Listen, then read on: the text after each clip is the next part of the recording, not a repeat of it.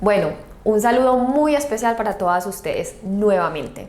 Hoy tenemos un invitado muy especial. En nuestras redes tenemos un hombre que nos está acompañando porque nos va a compartir sobre un tema que para muchas de nosotras puede ser delicado, puede ser un tema sensible o para algunas un tema también tabú, y es el tema del suicidio.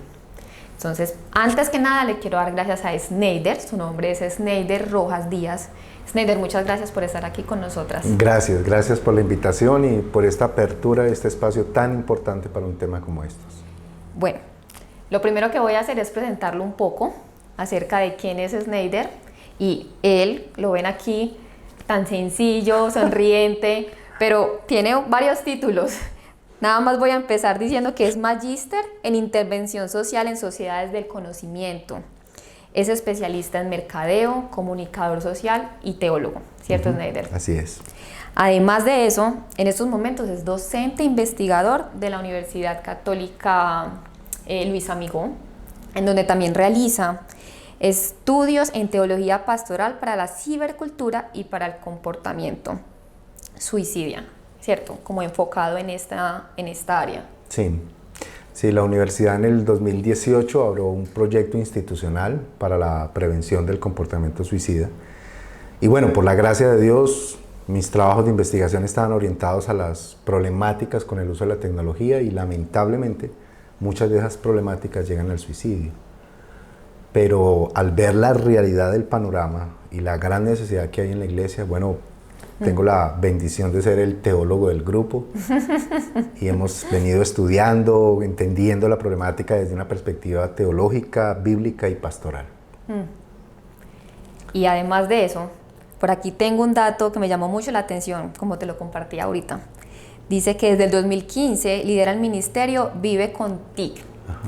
Es un proyecto para formar a la iglesia y sociedad en las nuevas tecnologías.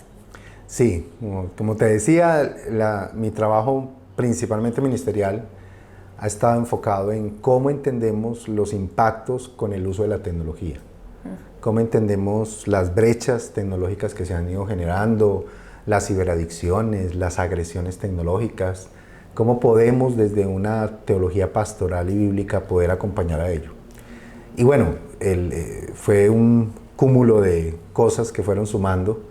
Y bueno, por la gracia de Dios, muy contento de poder estar sirviéndole a la iglesia en esos dos campos. Sneider, ¿y en diferentes rangos de edades?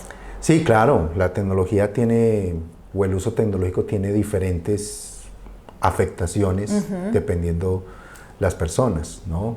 Es una bendición como la que podemos hacer en este momento, pero lamentablemente nuestros corazones generalmente idólatras la ponen en un lugar que no corresponde y empieza a generar muchos trastornos alrededor de la persona, la familia, la sociedad. Y lamentablemente en muchos casos, por ejemplo como el ciberbullying, que es uno de los factores que más ha influenciado en el tema del suicidio por tecnología, terminan en eso, ¿no? En una decisión demasiado difícil y dura como es suicidarse. Bueno, entonces, mujer, si eres muy joven, si ya eres una mujer adulta, si estás entrando en una edad un poquito más avanzada, este contenido es para ti. Así es. Y además de eso, tiene esposa y 2 hijos, una niña y un varón. Sí. ¿Cierto? Bueno, Sneider, la primera pregunta que tenemos para ti es, ¿qué nos están diciendo las cifras del suicidio en estos momentos, en la fecha actual? Bueno, nos están diciendo que esto va aumentando, lamentablemente. En los últimos 40 años han aumentado las cifras casi que en un 60%. Claro que cuando nosotros hablamos de cifras siempre hay que tener un margen de error en el sentido de que no todos los casos de suicidio se reportan. Pero cifras de la Organización Mundial de la Salud estiman que más o menos 1 millón de personas anualmente se suicidan en el mundo.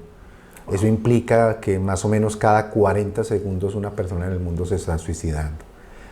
Y otra vez, eso hay que leerlo con el margen de error de que no todo se publica. Porque hay sociedades, países, hay agendas también lamentablemente políticas que no les convienen que esas cifras se vean visibles, ¿no? Por mencionar un caso, Hoy se sabe que, por ejemplo, en el contexto talibán, las mujeres, debido a la presión que tienen, han aumentado sus índices de suicidio. Pero oficialmente no hay registro por el gobierno, que obviamente no quiere que a nivel mundial se conozca. Eso solamente por dar un ejemplo, pero eso pasa en otros países, en otras condiciones, donde las cifras lamentablemente no son realmente lo que sucede. Así que siempre esas cifras hay que leerlas con ese margen de error, y si eso es lo que se reporta y realmente ya es alarmante, ¿cómo es realmente el panorama que tenemos? Y ahorita, antes de empezar esta entrevista, me dabas un dato muy importante respecto a los géneros. Sí, ahí se sabe que por cada suicidio de mujer hay 4 suicidios de hombre, y más en Latinoamérica, por nuestra lamentable sociedad machista. Eso genera mayores presiones sobre los hombres. Exacto. Ahora, otro elemento bastante interesante es que las mujeres lo intentan mucho más, y que en algunos casos optan por medios que no son tan contundentes, porque están amarradas a otras concepciones culturales, como por ejemplo la belleza. Entonces hay una preocupación en el imaginario femenino de cómo va a ser el sepelio, si me van a ver o no me van a ver, cómo me van a ver. Y eso hace que, irónicamente, hayan menos índices, pero también haya mayor impacto. Otro factor es que las mujeres tienden a hablar más de su problemática. Y las mujeres tienden a buscar redes de apoyo, y eso lo vemos incluso en el contexto de las iglesias. Preguntémosle a cualquier pastor quién está más en la iglesia y van a decir que son las mujeres. ¿Quién va más a consultoría o a consejería? Las mujeres. ¿Quiénes reciben más servicios de atención? Las mujeres. Y en una sociedad como la nuestra, que en este momento tiene una agenda tan marcada hacia visibilizar la problemática femenina, eso ha afectado positivamente los índices, pero no pasa así con los hombres. Entonces los hombres, por su cultura, por su contexto, por las mismas políticas que se generan, no tienen la facilidad de buscar ayuda, y eso hace que, adicional a que tienen acceso a métodos más contundentes, las cifras sean muchísimo mayores en los hombres. Hay una problemática muy fuerte, y eso es una necesidad muy grande, ¿no? Y Dios quiera que se levanten ministerios así como a sus pies, pero para hombres, porque realmente hay una enorme necesidad en ese sentido. Bueno, Snyder nos acaba de recordar que en los últimos meses hemos hablado de belleza y hemos hablado de emociones. Gracias al Señor, de que las mujeres hemos tratado de dejar de tener ese miedo por mostrar las emociones y buscar esas ayudas donde podemos expresarnos y donde podemos hablar de lo que estamos sintiendo y lo que estamos pasando en estos momentos. Snyder, entonces ya sabemos un poco de cifras, ya nos has dado muy buena información, pero ¿cuál es el común denominador que encontramos en las personas que se suicidan en estos momentos? Bueno, el asunto con la problemática del suicidio es que el suicidio no hay un solo factor asociado, o sea, no hay una sola causa, no hay una sola razón. El comportamiento suicida se alimenta de diferentes tipos de factores, es multifactorial. Hay unos factores que son predeterminantes, están en la persona, están en el contexto, en su cultura. Ideas, como en el caso de hace varias décadas, varios siglos, la idea de que por medio del suicidio se restaure el honor de la familia. Esa era una idea que estaba en muchas sociedades occidentales, orientales, que bueno, hoy no están vigentes, pero hay ideas que circulan que es mejor morir que vivir. Esos son factores predeterminantes. Pero pueden haber factores precipitantes y detonantes. Una situación económica difícil, la ruptura de una familia, un mal proceso de formación, ataques, como en el caso del ciberbullying, por medio del contexto social. Y puede haber un factor detonante, algo que puede pasar de manera muy, muy particular. Eso hace que, por un lado, la problemática del suicidio sea más compleja, porque de una u otra forma no hay algo exactamente a qué trabajarle, sino que debe hacerse un conjunto de acciones integradas que de una u otra manera puedan generar ese tipo de acercamiento. Ahora, Lo bueno de eso es que muchos de esos factores, que son factores de riesgo, se pueden convertir en factores protectores. Entonces, un matrimonio, por ejemplo, las cifras de casados que se suicidan es menor que solteros. El soltero tiene más riesgo a suicidarse que el casado, ¿no? Porque la familia, aunque tenga crisis y aunque hayan dificultades, genera una serie de condiciones que se vuelven factor protector. Ahora bien, un mal matrimonio, una mala relación, una ruptura, un divorcio, es un factor de riesgo. Entonces, muchos de esos factores son protectores, se pueden convertir en protectores. En mi trabajo, por ejemplo, he logrado identificar la iglesia, la fe, como factor protector. La espiritualidad en el marco de una sana religión es un factor protector. Hay religiones que han avalado el suicidio, ¿no? Y lo consideran como una parte de. Incluso los suicidios masivos más grandes de la historia han estado en el marco de religiones. Pero la religión, la fe, esa experiencia religiosa es un factor protector. La convivencia, el venir a la iglesia, por ejemplo, ¿no? Hay cifras, hay un estudio hecho en el Hospital de Hawkins en los Estados Unidos donde logran identificar que mujeres que asisten más a la iglesia tienen menos riesgos de comportamiento suicida. Y es maravilloso, ¿no? Y uno piensa que son cosas como muy naturales, muy comunes, pero la vivencia de comunidad, esa experiencia de llegar a la iglesia y que alguien te pregunte, hey, ¿cómo estás? Hace días no te veía, te veo como decaída. ¿Estás bien? Voy a estar orando por ti. Hablemos, tomémonos un café, que es que te vi como mal. Esas acciones que están en el marco de una comunidad de fe son factores protectores. El suicidio es multifactorial. No hay una sola razón. Eso hace también que el duelo por el suicidio sea mucho más doloroso, porque no hay forma de determinar exactamente el porqué. Y también que hay mucha gente involucrada en medio de esto.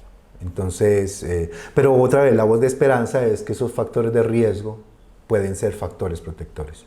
La familia es muy importante, la comunidad es muy importante, y esas generaciones. Ya que hablaste del tema de las emociones, de los sentimientos y todo esto, también hay muchos mitos alrededor de si las enfermedades mentales generan suicidio. En el caso, por ejemplo, como la depresión. No toda persona que tenga depresión va a terminar en suicidio. Es cierto que hay un mayor porcentaje, hay una mayor incidencia, porque la depresión genera una pérdida de esperanza, una pérdida de sentido de vida, y eso hace que haya mayor ideación suicida, pero no es la razón. O sea, no toda persona que está deprimida termina en suicidio, y eso hay que ponerle mucha atención, ¿no? Claro, y como lo llamaste, mitos. Exactamente, hay muchos mitos alrededor de, ¿no? Que el que se va a suicidar no lo dice, o el que lo dice mucho no lo hace, o no, es que eso es por manipular o por llamar la atención, o no, es que está deprimido entonces se va a suicidar. Son mitos que de verdad lo que hacen es agudizar. El mito, por ejemplo, que mencionaste al comienzo, ¿no? Vamos a hablar de algo que es tabú, no hablemos de eso. No le preguntemos, no le digamos eso, porque eso es darle ideas. No, la persona ya la tiene, o sea, ya tiene muchas ideas en la cabeza. Posiblemente lo que necesita es hablar sobre esas ideas que ya tiene. Hablar del suicidio es prevenir el suicidio. Snyder, ya me tienes un montón de preguntas en mi cabeza con todo esto que me acabas de decir. Y la primera es justo esto. ¿Cuáles son esos pensamientos como de alerta que debemos tener en cuenta o que nos deben de preocupar sobre el suicidio? Bueno, cuando estamos hablando de suicidio, estamos hablando de un comportamiento. Okay. Eso es un comportamiento que tiene una serie de etapas. La primera etapa tiene que ver con la ideación. La ideación es ese pensamiento recurrente de quererse suicidar. Ahora, en algún momento de la vida, todos hemos pasado por un estadio donde decimos no queremos seguir, estoy cansado o me quiero morir, qué tan bueno sería morirme, ¿no? Sí. Los cristianos aún más. Ay, Señor, ¿cuándo vienes por tu iglesia? Sí. Ay, Señor, ¿cuándo me llamarás a tu presencia? Sí. ¿No? Y cuando allá se pase lista. Es normal tener esa idea porque hace parte de la existencia, ¿no? Todos en algún momento hemos pensado, bueno, ¿qué será cuando yo me muera? Le decimos a la esposa, bueno, mi amor, ¿y usted qué va a hacer cuando yo me muera? ¿No? O le preguntamos o le decimos, venga, y si yo me muero, organizamos esto, pilas con esto. O sea, la muerte como realidad humana hace parte de la existencia. El problema con la ideación es que es una idea permanente, constante, que se alimenta. Entonces la persona está permanentemente hablando de ello, eso es una señal de alarma, ¿cierto? Permanentemente está hablando de eso, permanentemente está buscando información, permanentemente está mirando casos. Entonces se encuentra con un caso de suicidio y se lo sabe detalladamente, busca en redes sociales, busca... Entonces eso es ya una señal de alarma. Esa persona que siempre está hablando de morirse, que siempre está hablando de morirse, que siempre está buscando, es el momento de parar y decirle, venga, ¿qué te pasa? Eso que me estás diciendo es simplemente parte de la cultura, porque nosotros también tenemos ese tipo de expresiones, ¿no? Sí, y de exageraciones. Y de exageraciones. No, estoy como para morirme, ¿no? Exacto. Pero hay que preguntar si lo que ella tiene realmente es eso o si ya realmente es un pensamiento que ha ido alimentando, ¿no? La Biblia está llena de esas expresiones. Sí. La Biblia también cuenta de expresiones, por ejemplo, ahorita recuerdo a una Rebeca, ¿cierto? Que frente al matrimonio, a las nueras, curiosamente, Rebeca frente a las nueras, a las esposas de Esaú, dice, no, si Jacob se casa con una de acá, mejor sería morirme. Y así, ¿no? Pero una cosa es la ideación y otra cosa es ya la planeación.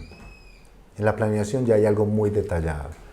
Se escoge la fecha, se escoge el lugar, se escoge las personas, incluso hay recorridos de despedidas. Muy frecuente que la persona que se suicidó hizo un recorrido de despedida, ¿no? Empieza a regalar las cosas, empieza a darle, mire, yo quiero que tenga esto de recuerdo. Esos son señales, eso hay que preguntar. Venga, ¿usted por qué me quiere dar esto? O empieza a hacer llamadas que nunca había hecho. Mire, es que hace mucho tiempo quería hablar contigo. ¿Por qué ahora quieres hablar conmigo? ¿Sí? ¿Qué estás pensando? ¿No? Entonces, esos son señales de alarma en la etapa de planeación porque la planeación es altamente detallada. Pensar en la muerte hace parte de la existencia, pero planear la muerte no. No estamos alimentando el cómo morirnos. Entonces, eso es una señal de alarma. Y obviamente ya el intento es una señal de alarma, ¿cierto? Muy fuerte, porque el intento, aunque haya sobrevivido al intento, en muchos casos el intento se convierte también en un factor de riesgo. La persona lamentablemente empieza a alimentar la idea que ni para matarme sirvo. Y es porque el intento fallido se le convierte también en una excusa, ya ni para eso. Entonces los intentos son cosas que también hay que conversar, que también hay que hablar, mirar si la persona lo superó, no lo superó, cómo lo ha manejado, ¿cierto? Qué tipo de aprendizaje, de significación le ha dado a eso. Y finalmente, dentro del comportamiento está el suicidio como tal y el suicidio con los sobrevivientes del suicidio. Exactamente. Que también son factores de riesgo.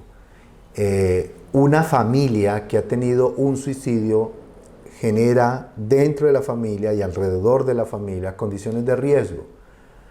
Porque si hay alguien dentro de la familia que está viviendo algo muy difícil, pero tiene el antecedente, es que mi tío, mi primo, fulanito se suicidó y se dio cuenta que la vida sigue, que hay trauma, que hay dolor, pero que pueden haber los dos extremos, eso puede alimentar más sus ideas. Entonces es lo que se conoce como la posvención, es la intervención a los sobrevivientes del suicidio. Creo que en ese aspecto necesitamos mucho trabajo como iglesia. Estas son cosas que no se preguntan en el contexto de nuestra iglesia. La mayoría de las veces nos damos cuenta, es cuando la persona está en la etapa de ideación o intento, pero nunca hemos preguntado, la gran mayoría, si hay antecedentes alrededor. Y eso hay que intervenirlo, porque el suicidio es una muerte sin respuesta. Y van a pasar décadas en que la persona todavía no lo responde.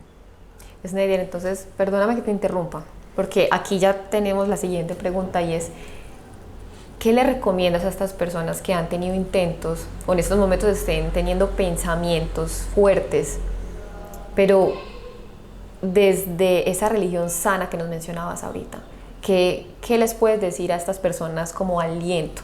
Sabemos que el Evangelio tiene mucho más que decir, ¿cierto? Sí. Pero tú en tu experiencia y como cristiano, ¿qué les podrías decir a aquellas personas que han tenido los intentos y que están sufriendo pensamientos y que hacen parte de una comunidad? Bueno, el eje central de la existencia indiscutiblemente debe ser Dios.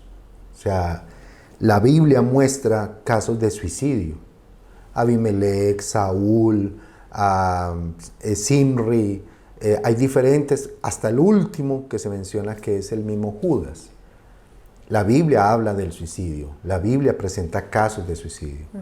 Pero en ellos, en todos, hasta Judas, que es el último, hay un patrón y es una falta de comprensión del plan de Dios, qué era lo que realmente Dios quería con ellos y qué era lo que realmente Dios iba a hacer. ¿Sí? Hay ese patrón, hay como esa línea, cada uno evidencia esa desconexión.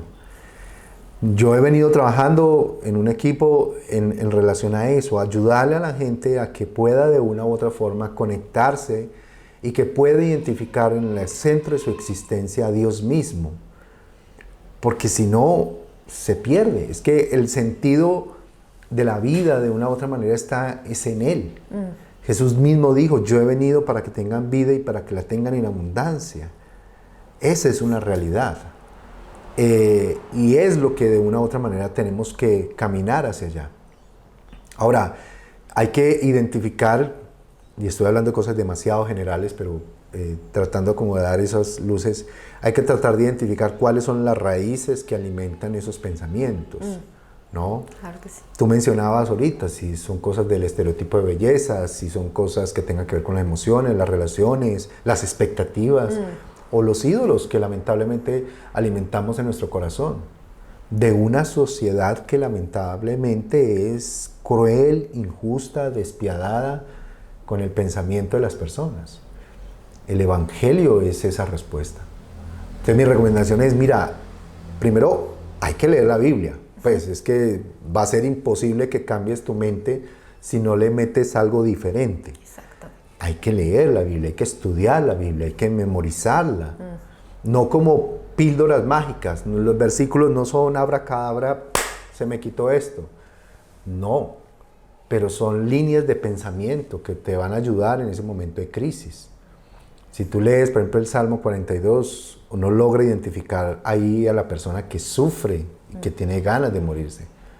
Pero precisamente es la palabra la que le alimenta. Jesús mismo en el Getsemaní dice, estoy angustiado hasta la muerte. No era que Jesús tuviera intenciones de suicidarse o pensaba en suicidarse, no, pero muestra ese grado intenso de angustia que tenía. Y su respuesta fue, Padre, que se haga tu voluntad, no la mía. Entonces el Evangelio indiscutiblemente y la palabra indiscutiblemente es un primer recurso fundamental para pensamientos ligados al suicidio. Lo segundo tiene que ver con la comunidad. Les decía ahorita, ya hay muestra de que la asistencia a la iglesia es un factor protector. Hay que venir a la iglesia, hay que estar en la iglesia, hay que vincularse a grupos, participar en grupos de conexión. ¿No? Hay que superar la barrera de la incomodidad y tener la oportunidad de mostrarnos y de manera vulnerable pedir ayuda, porque son recursos, es una iglesia, es una comunidad, son grupos de personas que tienen esa intención. Entonces la comunidad es muy fundamental. Y uno tercero, que también he venido trabajando mucho, es el tema de la oración. La oración la oración no es solamente un asunto espiritual, algunos lamentablemente lo miran desde un aspecto solamente místico, sino que también tiene que ver con mucho de la forma que Dios diseñó al ser humano. En la psicología, por ejemplo, hay este asunto de la verbalización de la problemática. La oración parte de allí, es que cuando tú oras, tú estás verbalizando tu problemática, pero la estás verbalizando frente a alguien que tú ya sabes que te escucha, que tú ya sabes que lo sabe, porque uno muchas veces te ora así, ¿no? Señor, tú sabes que tengo esto. Esa muestra ya es algo que ayuda significativamente. Y además de eso, oras alimentando las capacidades espirituales que Dios nos dio, la fe, la esperanza, ¿no? Y eso son cosas que ayudan a... Entonces, la oración es transversal, hay que alimentar la oración. Es que yo oro y no pasa nada. Tal vez lo que estás es malinterpretando lo que sí está sucediendo. Eso. Tal vez, como dice Santiago, estás orando en cosas muy particulares que precisamente no cumplen ese propósito. Pero la oración es un elemento clave en ese proceso. Alguna vez en una charla se me enojó un psicólogo porque yo le decía, es que la oración es como si fuéramos al psicólogo. Tú te sientas, piensas en tu problemática, escoges palabras, empiezas a contarlo y te estás imaginando que ahí está él sentado escuchándote, ¿no? Atendiendo y que te va a ayudar. Y ese proceso es lo que ayuda, ¿no? Claro, el psicólogo me interpuso porque, no, pero es que él no habla. Yo le decía, no, él sí habla. Y habla a través de su palabra y habla a través de otras cosas. Es darse la oportunidad. Yo diría brevemente esas cosas: palabra, comunidad y oración. Creo que son 3 recursos que desde la fe podemos alimentar para la problemática. No son cosas mágicas, no es el abracadabra, la fórmula mágica para, no lo debemos ver así, no lo debemos leer así. Son procesos, muchos de acompañamiento, muchos procesos que también van a demandar tiempo, pero que son un punto de partida fundamental, ¿no? Si aprendemos a leer la Escritura, estudiar la Escritura, llenar nuestra mente de Escritura, a creer en la Escritura, si compartimos con otros y buscamos a otros y buscamos apoyo con otros, y también si aprendemos también a orar, y a orar de manera sincera, de manera honesta, así, como si fuese incluso una pelea, ¿no? Lo vemos en los Salmos. Esos 3 elementos yo creo que ayudarían significativamente a la problemática. Sneider, yo creo que si estábamos pensando que le hablábamos a cierto público en particular, nos equivocamos, porque yo me siento hasta confrontada, porque hago parte de una comunidad y creo que necesitamos también estar ahí para todos nosotros y estar atentos de nuestros hermanos cuando nos buscan, cuando nos hablan, cómo los vemos, porque gracias al Señor, porque nos hizo para vivir en comunidad. Él lo pensó así es la iglesia. Y nada más en un tema, como lo dije al principio, tan delicado, que para muchos es un tabú, esta comunidad hace parte de un plan importante. Creo que es una herramienta importante que el Señor usa para Así ayudarnos. Es, hay que dejar el afán del domingo, de entrar por salir, ¿no? Salir corriendo y tal vez dedicarse un tiempito, breve, tal vez, pues, dedicar unos minutos. ¿Cómo estás? Hace días no te veo. Oye, estás como flaca, ¿te pasa algo? ¿Te veo ojerosa? ¿Has llorado mucho? ¿Has comido bien? ¿No? Dar esa oportunidad es increíble lo que ese tipo de cosas, ese tipo de palabras en el marco de una comunidad pueden hacer. Pueden ser incluso el instrumento de Dios para que la persona pueda esto. Y debe hacerse en ese trabajo, ¿no?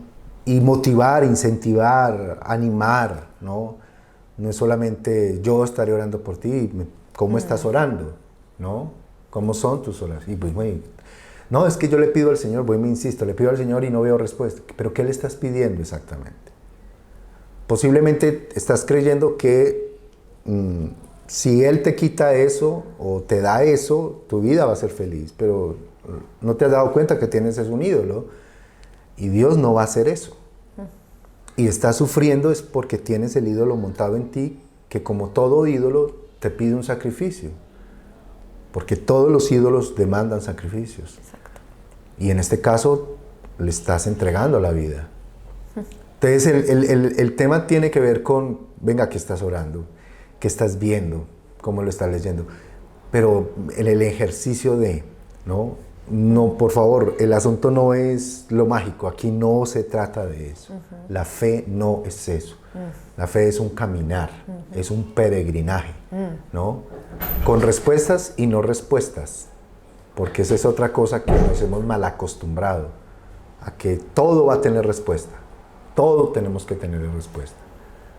No, hay cosas que Dios no dice y hay cosas que Dios no cuenta, porque lo que importa es la relación. Y también lo que estamos creyendo, ¿cierto? Porque cambiamos las verdades del Señor, verdades bíblicas tan claras en su palabra, por mentiras, que en realidad sí hemos abrazado profundamente. Sí, este mundo es cruel en ese sentido, lamentablemente. Y nos hemos prestado fácilmente por nuestros consumos mediáticos. Exacto. Por lo que vemos en redes, por lo que vemos en televisión, en las series, en las películas, ¿no? Revistas, vallas. Revista, todo, lamentablemente. Cómo se alimenta esas ideas. Por eso es tan importante otra vez volver a la palabra, leámosla, estudiémosla, invéntate el método que quieras, pero que medites, ¿no? No tienen que ser los grandes pasajes, los grandes estudios. No, sácale tiempo, así sea que te grabes un versículo y qué te hace pensar en eso, qué implica para tu vida eso, ¿no? Y ver esa riqueza, esa maravilla que tiene la Escritura para la vida diaria. Esta semana estoy meditando mucho en Lucas capítulo 7, cuando Jesús resucita a la viuda, no a la viuda, al hijo de la viuda, de Naín, ¿no? Y es maravilloso porque el texto termina con la multitud maravillada diciendo, Dios se ha ocupado de su pueblo. Y es hermoso porque en ese relato de la viuda de Naín, nunca había encontrado tantos verbos de acción en la persona de Jesús. Jesús se dirige, Jesús habla, Jesús ve, Jesús toca, Jesús entrega. Y todo el mundo termina diciendo, Dios se ha ocupado de su pueblo. Y es eso, es saber que Dios se ocupa de mí. Amén. Jesús está ocupándose de mí. Amén. Jesús se dirige, Jesús me habla, Jesús se compadece. El texto dice, y se compadeció de la viuda. Tocó, habló, dijo, entregó. Todo para al final decir, Dios se ocupa de nosotros. Esa es la riqueza de la Escritura. Esa es la riqueza de la palabra. Y eso es lo que tenemos que fomentar. Hay que dejar de pensar tanto en las cosas de este mundo y tal vez mirar las cosas de este mundo con el lente verdadero de la palabra y cómo él ve la Biblia de este mundo. Y la verdad es que es sorprendente la mentira, el engaño, el descuido, marcas que alimentan estos estereotipos de belleza que ayudan a sufrir a las mujeres, pero después no invierten ni siquiera para los centros de rehabilitación o campañas, o al menos para que tengan algún tipo de ayuda. Y así es todo, ¿no? Insisto, palabra, comunidad y oración. Creo que son 3 recursos que podríamos fomentar mucho en el contexto de nuestras comunidades para este tipo de problemáticas y para otras que están ahí. Snyder, muchas gracias. Nos acabas de dar un mensaje final lleno de vida en medio del tema que estamos justo tocando. Te doy gracias por aceptar esta invitación, por compartirnos todo esto. Yo creo que nos debes todavía mucho más, hay mucho más. Muchas gracias. Y esperamos que de verdad esto haya sido de mucha edificación para ustedes, para aquellas personas que estén teniendo pensamientos, que hayan tenido intentos, que conozcan un amigo. Yo creo que se trata de no solamente de esas personas, sino también de nosotros, como nos estabas compartiendo al final. Sí, así es. No, muchísimas gracias. Vuelvo, insisto, tener estos espacios de apertura son momentos que también ayudan a la comprensión y a la intervención de la problemática. Y si hay alguien que está luchando con todo esto, busca ayuda. No te quedes solo, no te quedes sola.